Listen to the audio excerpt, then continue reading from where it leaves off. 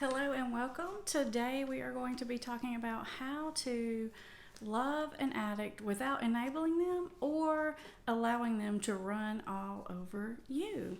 And yes, if you were just watching a second ago, this is take 2 of this video. I just did this for you when I was outside and then realized when I went to check it that the wind was horrible and the sound was terrible. So I'm going to do it for you again because this video I feel like is really important because we're going to talk about the lines in the sand, the boundaries that you shouldn't flex on at all. These are the lines in the sand, as in do not enter. That's where it is. This is the stop sign.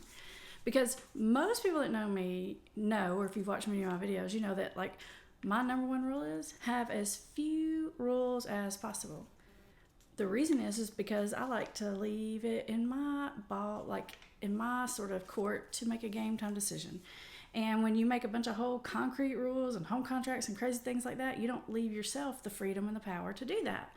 But there are a few rules that I feel like you should have. In fact, today I'm going to tell you 10. I got a whole list of them for you right here that I don't feel like you should break or flex on. A couple of these you might feel like are obvious when you hear me say them, but I want you to stop and think.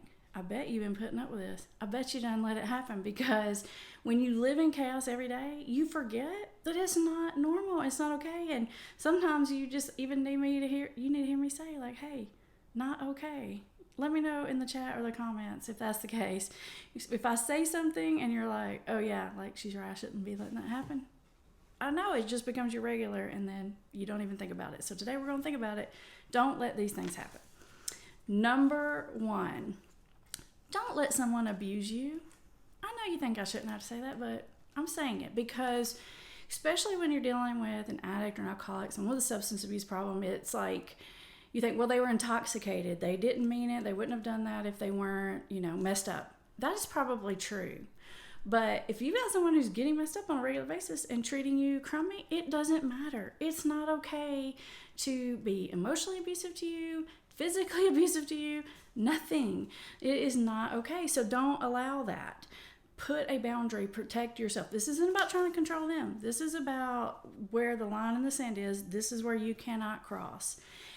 If you want to hear more about that in detail, I released 2 videos actually a few weeks ago about dealing with abuse. One's about emotional abuse and one's about physical abuse. If you haven't watched those, check those out because it sort of spells out what things fall in that category. Because I know you probably think you know what abuse is, but sometimes you forget because it's just happening so often. Number 2, stealing. You see, I think stealing is one of those things that fall into the category of abuse. Now, okay, like I know if you've had a kid, maybe they took $5 out of your wallet one time. Okay, that's, something, ground them, whatever. I'm talking about when someone is like taking things from you to the point that you feel like you can't sleep at night. You have to sleep with your wallet under your pillow. You've got stuff locked up in the trunk. You're hiding things all the time. If you're living like that, it means you're being held hostage in your own home. And it is not okay. To me, that's a form of abuse. Would you let anyone else stay with you who was abusing you like that? I don't think so. So stealing falls in that category. Don't keep letting that happen. You shouldn't have to live in a house where you can't just leave your purse on the kitchen counter. Come on. Number 3, don't let emotional blackmail keep happening to you. And if you don't know what that is, it's like when they know you care about them so much that you don't want something really bad to happen to them, and they use that care and concern to basically force you into doing things they want you to do that you don't want to do. Like, for example, if you don't give me the money, then I guess I'll have to go out on the street and prostitute myself, and I'll probably get killed, and I guess that'll be on you. Seriously? Like, that's emotional abuse. If someone says, if you don't do this, I'm going to kill myself, that is emotional abuse. We're going to come back to suicidal threats, but that's still emotional abuse when if they're saying, if you don't, then this, not cool, dude. That's blackmail. Don't do it. And so they're using that care and concern against you, and they're holding you hostage. And in my mind, that is completely out of bounds. And here is why you really, really should not let that happen. Because if you cave into it one time, you can guarantee it's going to keep happening to you. It's like letting a 2-year-old get by with a tantrum, like, because they wanted something in the Target. Like, you might have been going to, if it's me, it's been like, oh, I was going to get that for you anyway, but you don't throw a fit. So now I definitely can't get that for you because you validated a really out of bounds behavior. Don't let someone hold you hostage with emotional blackmail. Number 4 is suicidal threats. Now, here's my rule on that. Never take it lightly. Even if you think that it's just an emotional blackmail and that they don't mean it. There's 2 reasons why. You never take it lightly. Don't just say, oh, they're just drunk or whatever, they don't mean it, or something like that to yourself. Because number 1, it's just not a judgment call that you want to be wrong on. Even as a counselor, even if I think, I don't really think they're going to do it, but if that's what they're telling me, I'm going to take that serious. And I want you to as well.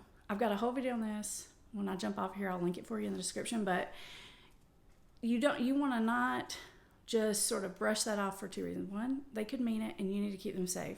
And I'll put the video up here to tell you what to do if that happens. But 2, even if they're just sort of emotionally blackmailing you with it, you still don't want to just brush it off. You want to take action and take that serious in a way, and they're going to know, oh, that didn't get me what I wanted. That just got me a whole big headache and a hassle of having to deal with some mental health professionals. And so if it is emotional blackmail, then they'll stop doing it because it's not effective. So if someone's threatening suicide, take it seriously, call the authorities, get them seen and checked about, because you're covering your base either way. Number 5, do not let the person with the addiction, the addict or alcoholic, split you against other people that are involved in the situation, like other family members or friends or something like that, because some of you have probably seen my video on splitting, so you may know this on a little deeper level, but addicts and alcoholics, that's what addiction does, is it keeps everybody pit against everybody else. It keeps my mom pit against my wife. It keeps mom pit against dad. It keeps siblings mad at parents. And as long as that's happening, addiction will continue, because as long as that's happening, everyone else around that person is going to be totally tied up and being upset with the other people involved in the situation. And it's like a distraction technique that throws everybody off course from the real problem, which is this big addiction living right in your house is not okay. So they'll know what your buttons are. They know if, like you don't like your mother-in-law. They know if you are mad at dad because X, Y, or Z.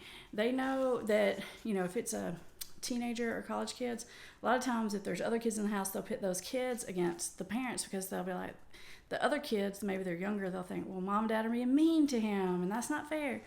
Do not let yourself fall into that splitting. Don't do it. Number 6, don't try to physically force a situation. And most of the time when it comes with addiction, what that really basically means is don't stand in front of the door if they're like, screw you, I'm leaving. Don't try to wrestle their cell phone out of their hands.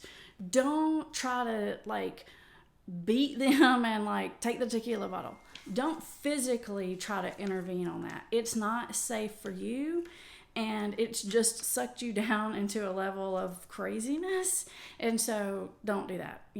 If it's you trying to take a cell phone and it's your kid, go online, turn that thing off. It's pretty easy. Just say done, because you're paying the bill. If it's a situation like you're worried because someone's intoxicated and they're about to leave and go get in the car, and they're telling you, you've said, don't think you should drive, or I'll drive you. You've said all that kind of stuff, and they're just intent on doing it. And then call the cops when they leave. Say, this is the license number. This is the road we live on. I'm really worried they are not safe to be on the road. But don't stand and block the door. That is going to escalate on you really quickly, because you're either going to be dealing with someone that's intoxicated who's not going to be rational, and things are going to get ugly, or worse, you're going to be standing between an addict or alcoholic and their drugs. And let me tell you what, that's not going to go down well. That's going to get ugly fast. Don't do it. Number 7. This one's interesting. You probably didn't expect this one. Don't try to force the other people in the family to forgive the addict or alcoholic or give them another chance. Let me tell you where I see this most often. Most of the time, it is families, usually like a mom or dad, trying to convince the siblings to forgive the sibling that, the brother or sister that has the addiction.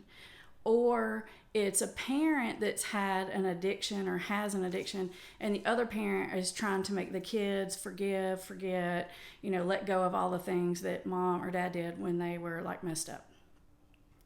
And the reason why you don't want to do this is because it doesn't really work, and it causes the person to build even more resentment and be even angrier at the person. So maybe this person's in recovery now and they are doing better, and you really do want them to be able to mend those relationships. I hear you on that, and a lot of times I feel the same way because I'm usually the one seeing the person with addiction. I'm usually like on their side, and I really want them to make it work, but it's really for them to fix. It is part of the natural consequences of everything that happened. If you've watched any of my videos, do not intervene on the natural consequences, which is they burned a bridge. Like, let them mend those fences. You don't try to force it.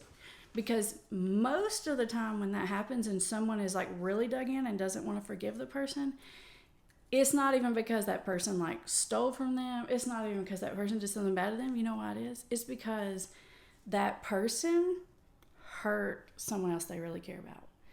Like a lot of times if it's a kid that won't forgive a parent, it's like they've watched that parent be mean or abusive to the other parent or to other kids in the house. And you know how fierce that is. It's like, oh, you don't mess with my people?